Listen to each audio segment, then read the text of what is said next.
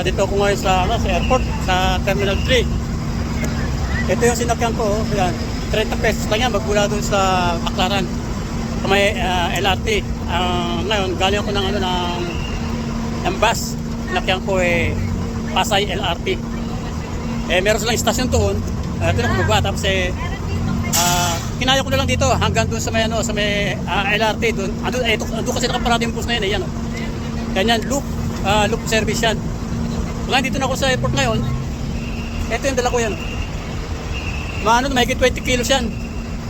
Yung dala ko dito sa Terminal 3, papuntang sa Cebu.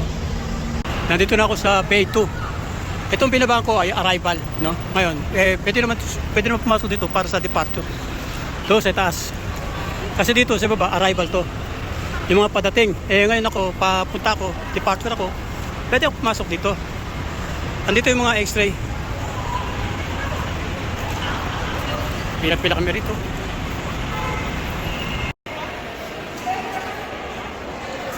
Dito ko ngayon sa TBA Tango Bravo Alpha. Ang ibig sabihin, to be announced. Kasi ang flight ko ay bali alas 9 ng gabi. So, waiting ako ngayon.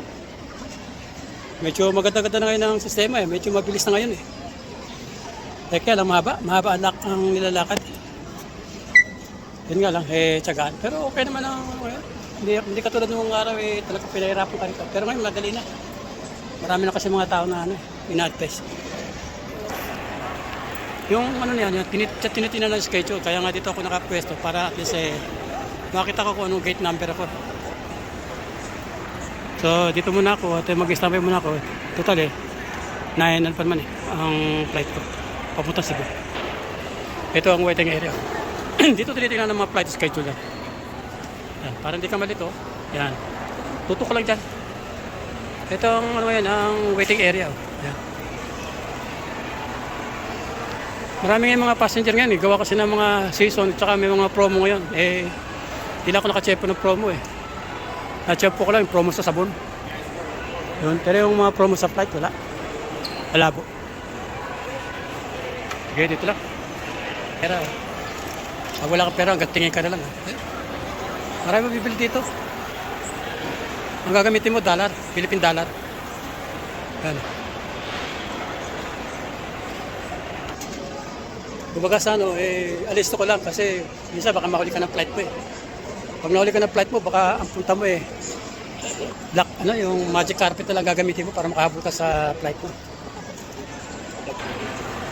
Okay naman ang dating dito. Malinis Aircon pa. Kaya lang pinapawisan ako. Pag pinapawisan ka, ibig sabihin maganda yung body mo, body moisture mo. Dahil yung dumi ng kidney mo, dito lumalabas sa pawis. Sa libag at saka sa dumi. Kaya at least kahit pa paano, maganda ang healthy mo. Pero kahit pa paano naman aware ka lang. Inom ka lang ng maraming tubig.